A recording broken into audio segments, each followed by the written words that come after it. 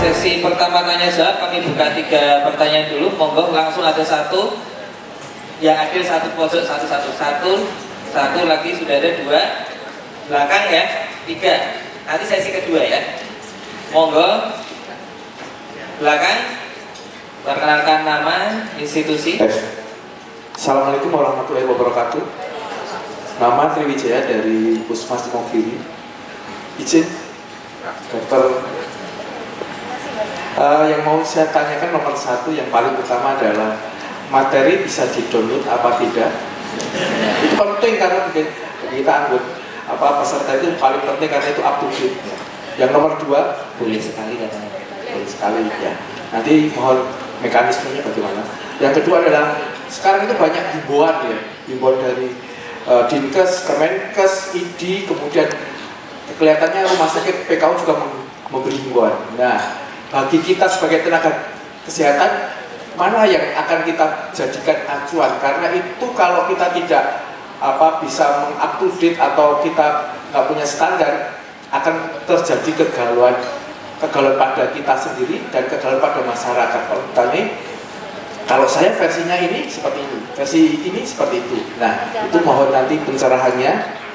Kemudian yang kedua, untuk APD-nya, ya, untuk tadi PPK tingkat 1 katanya Kemenkes sudah siap, tapi untuk ketersediaan APD-nya kita susah sekali mencari atau siapa yang bertanggung jawab. Kalau nggak salah APD-nya itu sekitar 1 unit adalah 4 juta. Siapa yang menanggung? BPJS? Kagak mungkin itu. Ya, itu bagaimana untuk mengantisipasi atau nanti kita pakai inovasi, pakai galon itu ditutup. Bahkan kemarin itu ada yang pakai mantol untuk APD, wah, kacau itu. Ya. Kemudian yang ketiga terakhir tadi ada narasumber mengatakan fingerprint akan dihapus. Nah, itu sangat berita bagus sebagai saya sebagai ASN. Apakah ada referensinya sehingga nanti kita akan ajukan itu? Nah, tadi kan berjalannya fingerprint akan dihapus. Nah, memang itu berhubungan dengan Ariate tadi kan. Nah, itu sangat setuju sekali. Itu saja, terima kasih. Assalamualaikum warahmatullahi wabarakatuh. Terima kasih Dr. Triwijaya dari Puskesmas Timogiri. Selanjutnya tadi dari sebelah sini tadi yang bertanya. Oh iya. Bismillahirrahmanirrahim. Assalamualaikum warahmatullahi wabarakatuh. Waalaikumsalam. Oke, saya Liza. Terus saya dari alumni Unisa. Sekarang saya sudah alhamdulillah selesai bidan. Nah, banyak yang ingin saya pertanyakan ya, terutama alhamdulillah bisa dengan orang-orang hebat di sini ya. Yang harus saya ingin pertanyakan sekali adalah menyambung dari pertanyaan masnya tadi. Sekarang yang banyak beredar adalah berita, ya bisa dibilang hoax, bisa dibilang benar, begitu. Nah, sementara dari beberapa hal yang kita ambil itu dari Kemenkes sendiri tidak menjuru pada hal yang satu gitu. Jadi kayak satu arah, misalnya virus ini tertular dari ini. Jadi banyak dari lembaga, dari dari hal semuanya yang menyebarkan tanda-tanda gejala penyebaran virus yang belum tentu kita benar atau tidaknya. Nah, yang saya tanyakan adalah apakah ada ibaratnya situs ya yang memang kita bisa sosialisasikan kepada masyarakat awam terkait dengan virus ini. Nah, yang kedua adalah kebetulan ada dokter anak, saya sekalian dari bidannya saya tanyakan, bagaimana faktor tersendiri untuk ibu hamil? Apakah akan ada pengaruhnya ketika ibu hamil ini untuk anaknya di dalam janin seperti itu? Nah, menurut saya ini adalah PR besar untuk semua kalangan medis ya, terutama kita harus benar-benar menggezot, istilahnya memberikan sosialisasi kepada masyarakat awam. Nah, untuk para pemateri, bagaimana untuk semua kalangan medis ataupun non medis untuk sosialisasi ke masyarakat awam. Kalau kita paham dengan beberapa teknik, tapi ketika kata-kata yang tabu untuk orang awam itu sangat susah untuk dijelaskan. Mohon bimbingannya. Terima kasih. Assalamualaikum warahmatullahi wabarakatuh. Monggo yang ketiga, mohon dipersingkat untuk pertanyaan tadi yang di belakang.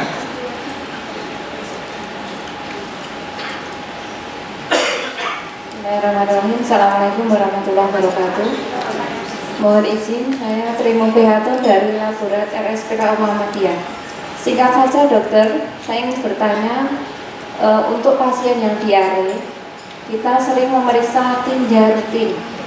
Nah, dalam tinja itu apakah bisa terlihat COVID-19 ini ataukah dengan pemeriksaan yang lain? Karena yang biasa kita periksa hanya tinja rutin saja. Nih, mohon penjelasannya. Assalamualaikum warahmatullahi wabarakatuh. Waalaikumsalam warahmatullahi wabarakatuh. Oke, monggo ada 7 pertanyaan, 6 pertanyaan. Yang pertama dari Dr. Triwijaya. Himbauannya itu banyak. Mana yang mau diikuti? Nah, mungkin monggo dari 3 pembicara bisa menyarankan. Kemudian APD-nya seperti apa? Untuk teman-teman yang ada di BPK 1, padahal APD sekarang carinya sudah susah. Kemudian yang ketiga adalah katanya itu jadi membiarkan, ada nggak sumbernya sehingga kalau iya biar bisa segera dilakukan, maksudnya NS ini soleh angkat berat. Yang kedua pertanyaan dari Mbak Lisa, situs-situs mana sih yang bisa dipercaya? Apakah situsnya Kemenkes ataukah kita mau WHO? Monggo nanti bisa dijawab dari para pemateri. Kemudian tadi yang spesifik untuk dokter anak terkait dengan ibu hamil, transmisinya ke janin. Jadi SPOG bos. Kemudian yang terakhir dari Mbak Tri dari Laboratorium PKU Jogja. PKU Jogja sering memeriksa feses rutin. Kira-kira tampak atau tidak? Monggo. Dokter anak dulu. Silakan. Baik, terima kasih. Ini saya jawab yang mana ini? Ini yang dari pertama dulu, dari Simba. Itu Triwijaya itu dulu panggilannya Mbak Joyo, sekarang juga sama masih. Iya Mbak, saya juga repot terus terang mana yang harus, karena bukan di situ, bukan area saya, bukan kewenangan saya untuk menilai siapa yang berhak untuk memberikan informasi. Ya tentu saja pemerintah, tapi pemerintah yang mana? Sama, kami juga kesulitan. Tapi terakhir adalah ini sudah bukan disebut KLB, jadi sudah ke ranah bencana. Jadi kalau tidak salah sudah IC-nya, Incident Commander ya, itu sudah diserahkan ke BNPB, ya ke BNPB. Itu terakhir yang saya tahu. Kemudian ya pasti ada Kemenkes di sana, ada sosial, Kemenku di sana yang turut mensupport dalam penanganan ini. Jadi tapi untuk websitenya di pemerintah sendiri juga tidak ada resmi mana yang harus dianut. Tapi saya kira hampir semua website resmi yang milik pemerintah itu kebenaran yang disampaikan. Di luar itu ya tidak. Baik, itu yang pertama ya. Terus yang khusus ke saya bilang ya, kenapa saya ya bumil dengan janin ke saya. Tapi tadi sudah dijelaskan oleh istilahnya Dr. Kobi bahwa tidak ada transmisi, ya langsung dari ibu hamil ke nanti akan dijelaskan, sudah jelas oleh Ibu Kobi kalau saya Kobi. Sudah dari ya? Oh ya, dari Dr. Huda. Jadi saja. Tapi intinya kalau bagi saya sih, bagi saya selama pasien itu tidak gagal nafas ya aman lah gitu ya. Jadi di situ. Dan yang jelas APD dengan segala kriteria yang tadi sudah dijelaskan. Tadi ada sebenarnya di bagaimana penggunaan APD secara nasional sudah dilakukan oleh WHO, itu bisa di-download. Ya APD itulah mau pakai masker, surgical mask atau N99 respirator, apa bedanya? Ini ada semua. Dan kapan kita harus pakai itu, ke kita atau ke pasien, ya ke nakes gitu ya, ke nakes atau ke pasien. Itu saya kira bisa saya jawab, bisa jelaskan ke Dr. Kobi. Monggo langsung Dr. Bobi. Ya, terima kasih. Itu sedikit saya mencicipi aja. Yang pertama Dr. Triwijaya tadi hiburan versi saja. Yang jelas kalau hiburan ataupun terkait dengan yang dimaksud hiburan ini terkait dengan tata laksana mungkin ada pedomannya ya, yang sudah resmi dikeluarkan. Namun yang menarik ini juga menjawab pertanyaan dari Mbak Bu Riza ya. Situs atau web mana yang harus kita tuju? Sebenarnya Kemenkes itu sudah membuat satu website, mungkin nanti bisa dicek. Namanya infeksiemerging.kemkes.go.id. Infeksi emerging http infeksiemerging.kemkes.go.id. Ini hampir seperti WHO merilis situation and report. Jadi WHO itu setiap jam 11 malam waktu Indonesia atau kurang lebih sekitar jam 5 sore di Jenewa itu tiap hari merilis update-nya, bahkan melaporkan sejauh mana, termasuk apakah ini ke arah pandemi atau bukan. Nah, terkait himbauan-himbauan itu memang kalau tadi disampaikan ini menurut siapa, ini titik kelemahan negara kita, di mana jarang ada orang yang bisa menguasai komunikasi publik. Saat ini itu yang justru kita hadapi justru beritanya yang kemana-mana, sehingga kemarin sempat Pak Menteri bilang yang heboh itu beritanya. Artinya di situ komunikasi publik itulah yang menjadi kunci, ya, di mana menjelaskan. Bahkan ada sudah ditunjuk juru bicara, walaupun dalam tanda kutip beberapa rekan kami yang di di Parki atau di perhimpunan agak kaget karena kemarin sempat menyebut di media dikatakan berbeda dengan WHO. Loh, kok berbeda dengan WHO? Padahal mungkin kaitannya ada yang menyebut ini SARS-CoV itu, tapi dia masih agak takut-takut malu-malu untuk menyebutkan. Tapi sekarang saya rasa dengan dia sudah ditunjuk sebagai juru bicara, saya yakin informasi lebih satu arah. Sayangnya tadi yang saya sampaikan, di website itu seolah hanya mengupdate, mentranslate yang ada di WHO. Bayangan saya, waktu saya mendapatkan informasi website itu adalah kejadian yang ada di Indonesia. Misalnya 136, misalnya. Ini tuh sebenarnya di Palembang kayak apa sih, yang di Karyati kayak apa sih, yang di Sarjito kayak apa. Itu bayangan saya, informasinya internal lah, minimal Indonesia. Tetapi kalau Anda cek nanti di website itu, seolah seperti terjemahan dari apa yang dilaporkan oleh WHO.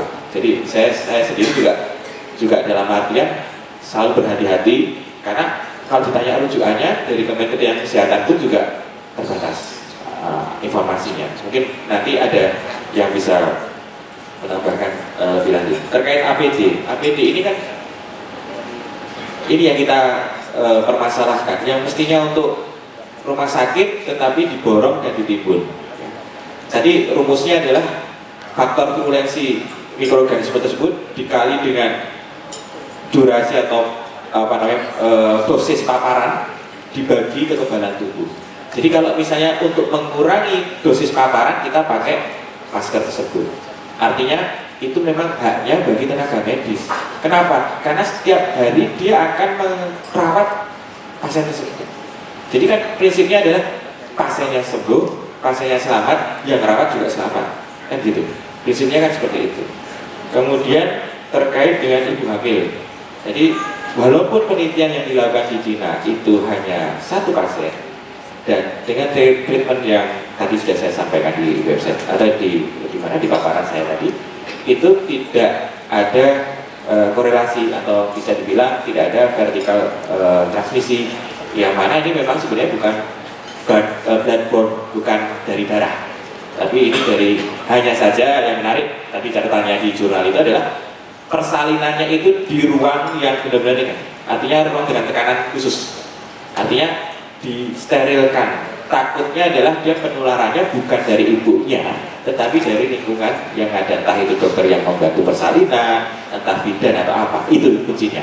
Sehingga kalau terlepas dari lingkungan setelah dia lahir itu tidak ada masalah, kita kondisikan dengan baik, maka tidak ada kok tadi disebutkan vertikal transmisi dari ibu itu. Nah, yang terakhir menjawab dari Mbak Pri yang di laporan tinja memang betul.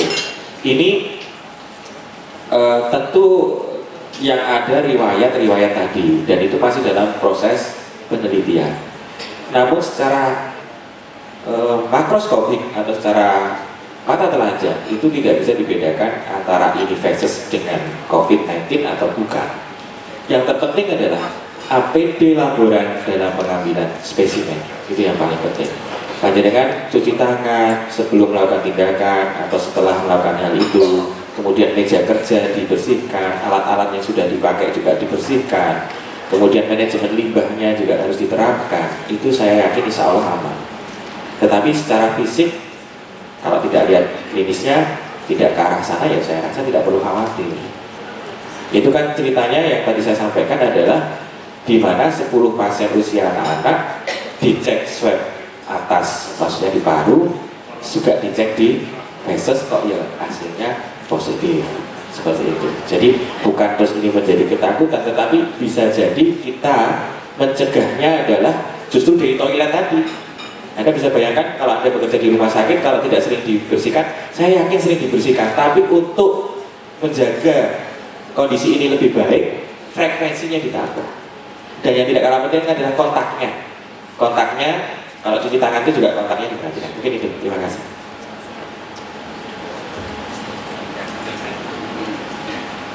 Saya menambahkan saja untuk monitor ini teman-teman sekalian bisa, teman sejawat sekalian bisa, kalau untuk mengetahui tentang COVID ini ya, ini dari WHO, gampang, tinggal kita simpan nomor telepon 0811 94567, kita ketik corona, dia akan langsung ada pertanyaan 1, 2, 3, 4 ABCDEFGH.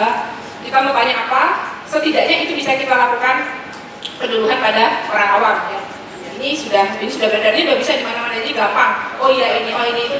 Saya termasuk waktu saya dapat pertama kali, saya langsung praktekkan. Oh iya, ini sangat komunikatif. Mereka membahasakan untuk kita melakukan edukasi terhadap masyarakat pada umumnya. Dokter yang masalah fingerprint, jadi memang secara kan dilakukan memang kalau penelitiannya mungkin sekarang sedang dilakukan, tapi itu sudah beredar di grup-grup ya. Karena kenapa? Satu, misalnya ada teman sejawat atau teman kita yang bekerja di rumah sakit, habis jalan-jalan ke negara terjangkit, dihimbau. Nah, kembali dari kebijakan di masing-masing rumah sakit. Kemenkes sudah ada aturannya bagi tenaga kerja medis lah ya, gampangnya gitu, tenaga kerja medis yang habis berjalan-jalan atau ke negara terjangkit 14 hari sebenarnya disuruh istirahat di rumah. Tapi sebagian besar teman-teman saya sendiri yang habis jalan-jalan ke luar negeri asik istirahat lagi. Kalau dikira istirahat di rumah tuh bukan lantas ke mall ke mana-mana, enggak loh ya. Itu beneran di rumah 14 hari sampai kalau tidak ada muncul gejala, dia baru boleh aktivitas kembali.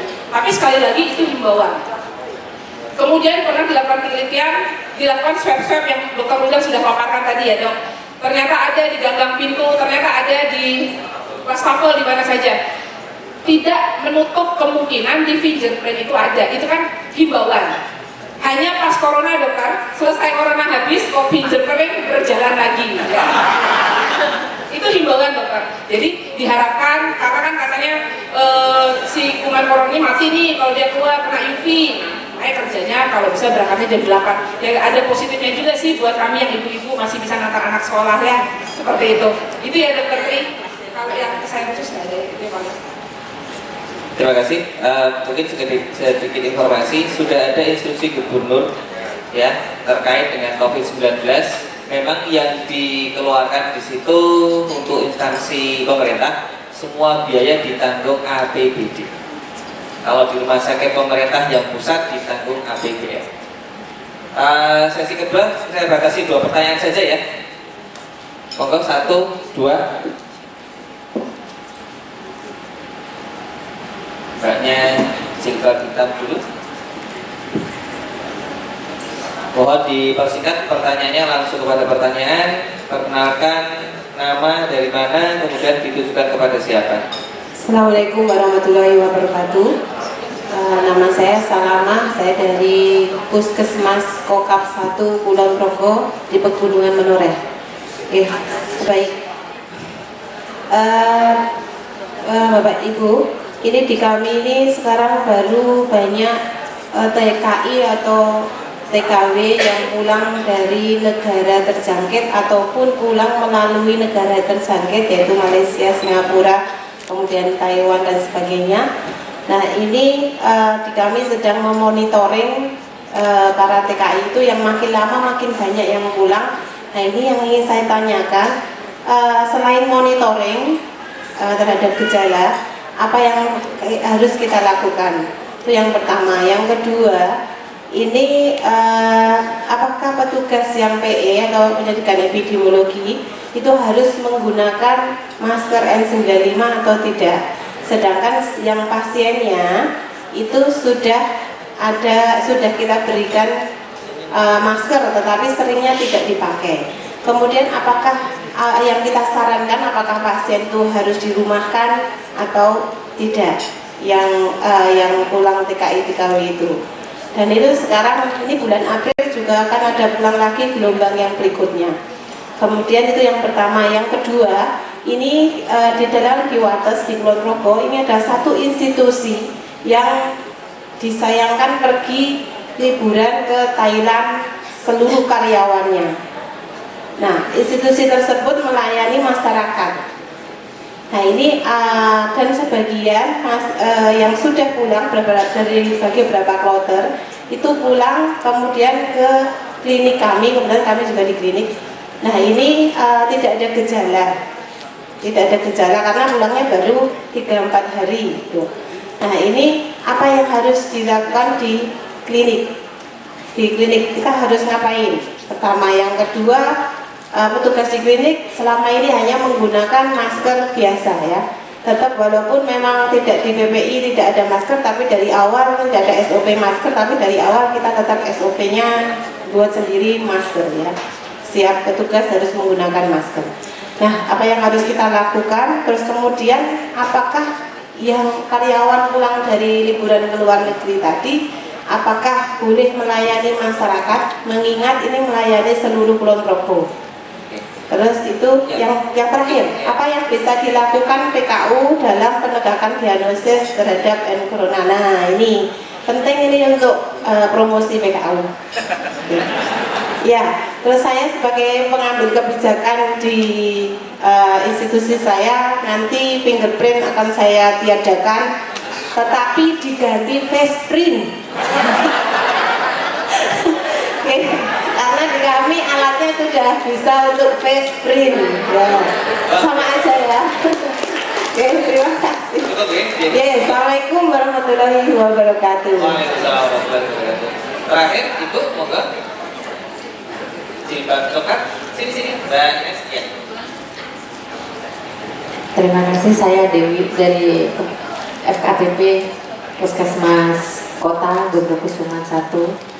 Karena saya kerja di puskesmas, saya ingin bertanya dengan Dr. Poppy. Dok, tadi ada belangko untuk checklist ya. Itu scores atau apa ya? Ada kolom-kolom itu tadi nggak ada ya? Apa itu kan nanti digunakan di pendaftaran untuk sebelum ketemu dokter. Maksudnya saya mau pakai itu. Tapi itu scores dan berapa scores yang memang nanti kan pendaftaran ngecentang. Itu tadi nggak ada tulisannya dan berapa maksimal, berapa minimalnya misalnya gitu. Terus jika ditemukan kita suspekkan pengawasan, bukan suspek, pengawasan dan itu ketemu di FKTP, itu tadi saya lihat ada pemeriksaan penunjang neutrofil. Kita bisa melihat ini dicurigai klinisnya ada, lalu ada penunjangnya kah yang menegakkan atau kira-kira nanti ini kok neutrofilnya tinggi dan berapa kriteria laboratoriumnya sehingga kita kan nanti kan kita akan merujuk pasien itu. Satu, memang BPJS tidak akan menanggung kalau di kota itu membuat diagnosanya pneumonia, tapi kita konfirmasi dulu dengan rumah sakit yang mau kita rujuk, jadi lewat by phone dulu. Lalu kalau misalnya kan nanti pertanyaannya banyak dari dokternya sana, ini gimana, ini hasilnya gimana, yakin nggak gini-gini, kan yang menerima menanggungnya kan juga nggak sembarangan terima gitu loh dok. Jadi menegakkan diagnosa penunjangnya apa yang bisa dilakukan di FKTP selain klinis tadi. Kadang kan orang dari kota ini kan tamunya banyak, dia nggak perlu keluar negeri, tapi ternyata di Malioboro banyak bule berkeliaran. Kita kan nggak yakin. Terima kasih. Terima kasih. Oh ya, satu lagi tadi ada yang tanya, apakah kalau merujuk harus ke spesialis paru atau nanti ke penyakit dalam langsung gitu. Terima kasih. Terima kasih atas pertanyaannya. Yang pertama dari Bu Salaman dari Kokap 1 terkait dengan PE, apakah petugasnya kemana-mana harus pakai N95? Sepertinya proses pakai. Nah, ini mau dijelaskan. Kemudian masalah tadi apakah harus dirumahkan atau tidak, kemudian apakah PKU Jogja itu bisa mendiagnosis atau tidak, gitu ya. Kemudian yang pertanyaan yang kedua dari Bu Dewi dari Puskesmas Gondokusuman, scoringnya terkait dengan toolsnya tadi seperti apa, kemudian penunjang minimal yang bisa dilakukan oleh Puskesmas itu seperti apa sehingga layak untuk dirujuk. Terus rusuknya mau kemana? Ke poli kan? Ke UGD kan? Ataukah langsung ke ruang isolasinya? Nah, monggo silakan dijawab. Waktunya sangat mepet sekali. Monggo silakan Dr. Polri, Dr. Rudan, dan Dr. Ana. Kalau untuk N95 dokter, ada prinsipnya adalah kalau kita kan itu untuk membatasi supaya tidak terjadi penularan yang cukup hebat. N95 itu tidak nyaman, sangat tidak nyaman untuk dipakai. WHO, Kemenkes hanya merekomendasikan masker bedah. Insya Allah sudah cukup, baik pasien atau tenaga kesehatan. N95 dipakai kalau memang sudah pasien itu kita rawat, sudah istilahnya pasien dalam pengawasan dengan kondisi klinis yang sudah terisolasi lah ya. Jadi sudah, walaupun kondisi klinisnya nggak begitu jelek, tapi dia sudah ada memenuhi kriteria PDP. Itu sudah, kalau misalnya sudah kan dia nanti di kohorte, misalnya kita nggak punya isolasi di dalam ruangan tersebut. Nah kalau tenaga medis, nah itu yang dia keluar masuk di situ, itu yang menggunakan N95. Tapi kalau kita di pelayanan biasa, misalnya di poli, kita cukup menggunakan masker bedah. Kemudian saya sangat apresiasi sekali ya, dok, hebat ya bisa face absennya pakai face clean, hebat sekali. Dokter pada prinsipnya kalau memang ada satu kayak tadi dokter cerita ada satu institusi yang pergi jalan-jalan ke Thailand, padahal juga termasuk negara terjangkit ya seperti itu. Nah sebenarnya harusnya kalau mereka datang ke dokter, mereka tidak menunjukkan gejala yang sangat misalnya tidak demam, tapi kalau mereka demam negara terjangkit, ini termasuk pasien dalam pengawasan. Harusnya kalau sudah masuk PDP ada demam ya, demam 38 derajat, kalau kita punya fasilitas ronsen itu yang sangat membantu. Ini saya sambil menjawab yang pertanyaan kedua ya dok, neutrofil meningkat, hampir semua infeksi bakterial meningkat. Agak susah, betul agak susah. Tapi kalau bisa kita lakukan itu ya tidak ada masalah. Itu sebagai penunjang saja. Yang jelas yang bisa kita lakukan adalah untuk mentriase ini pasien masuk ODP atau PDP. Yang bisa kita lakukan adalah ada gejala klinis tadi yang bagian yang dibuat. Kemudian memang tadinya Kemenkes kalau ada 1 dari 3 gejala klinis centang 1 dan ada riwayat perjalanan ke Cina centang 1 atau Cina atau negara terjangkit ronsen torak negatif, dia masuk dalam ODP. Kalau ODP apa yang kita lakukan? Tadi saya jelaskan, catat namanya, catat alamatnya, minta nomor teleponnya, edukasi dia 14 hari tidak boleh pergi kemana-mana, harus di rumah. Apabila ada keluhan respirasi, demam, batuk, segera bisa menghubungi nomor telepon misalnya puskesmas di sekitar situ. Nanti puskesmas ini akan berkoordinasi dengan tim dinas kesehatan provinsi sudah ada atau ke tempat rujukan. Jadi kita meminimalkan supaya pasien itu tidak pergi kemana-mana. Misalnya ya, saya baru 3 hari datang dari Thailand. Ya mungkin 3 hari belum ya, karena masa inkubasi penyakit tersebut 1 sampai dengan 14 hari. Mungkin di hari ke-8 kok tiba-tiba saya demam tinggi, hari ke-5 yang demam, panas, batuk, kok sesak. Nah, saya punya riwayat perjalanan. Jadi kalau kita sudah bisa mendata orang-orang tersebut, itu sudah sangat baik ya dok, sangat baik. Apalagi kalau memang di daerah dokter banyak tenaga kerja Indonesia yang baru datang dari negara terjangkit. Nah itu sangat baik, harus didata. Dengan data itu kita bisa membuat membuat data jadi supaya tidak kemana-mana seperti itu. Sudah. Itu aja ya. Jadi ini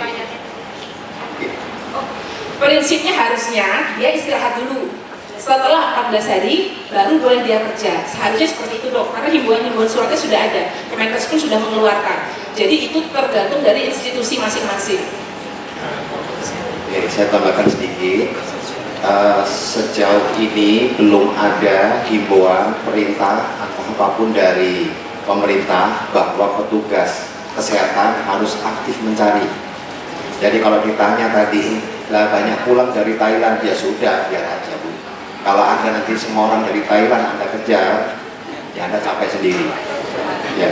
Kalau ada keluhan, diharapkan himbauannya adalah yang pulang dari negara terjangkit atau apapun yang memenuhi faktor risiko itu datang ke PPK 1 ke sentrum-sentrum kesehatan. Di situ tugas kita adalah men-screening. Bagaimana men-screeningnya? Ada di formnya. Kalau formnya tadi ibu bingung kok centang-centang semua, memang ada kriterianya. Jadi ada gejala dan ada faktor risiko. Kalau ada gejala dan faktor risiko, orang itu kira-kira dalam pantauan, apa masuk dalam pengawasan, dan lain-lain.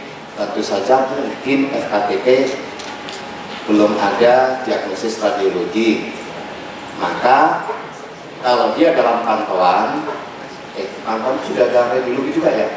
Berarti intinya ada di scoring itu segera rujuk ke rumah sakit yang ditunjuk oleh pemerintah. Sampai saat ini untuk di DIY adalah RSS dan Panembahan Senopati, saya tahu ya, harus dipersiapkan. Tapi tadi yang dipertanyakan, apakah PKU Muhammadiyah siap? Untuk yang kota saya bilang siap. Ya, kita ada itu. Dengan tentu saja pada saat merujuk jangan lupa memberitahu ya, kontak kami dulu, sehingga ya ke IGD boleh. Jadi artinya pada saat Anda merujuk, Anda sudah punya screening, silakan formnya bikin, boleh diambil yang dari dokter kopi, dari siapapun Anda modify sendiri, silakan verifikasi sendiri silakan, kemudian laporkan pada saat merujuk, amankan pasien Anda, alkes, ambulan Anda. Sudah, silakan dirujuk, nanti kita akan ya. Cukup? Sudah cukup ya, sepertinya. Pada prinsipnya monggo kalau mau dikirim ke PKU Jogja silahkan konfirmasi kirimnya ke UGD ya, jangan ke Poli. Kemudian ada pesanan dari panitia, materi nanti akan dikirim lewat email. Bagi yang belum presensi monggo silahkan untuk presensi. Terima kasih untuk sesi pertama. Kita lanjutkan sesi kedua nanti dengan pemateri yang lain. Mari kita tutup dengan membaca doa bersama-sama. Alhamdulillah, semoga kita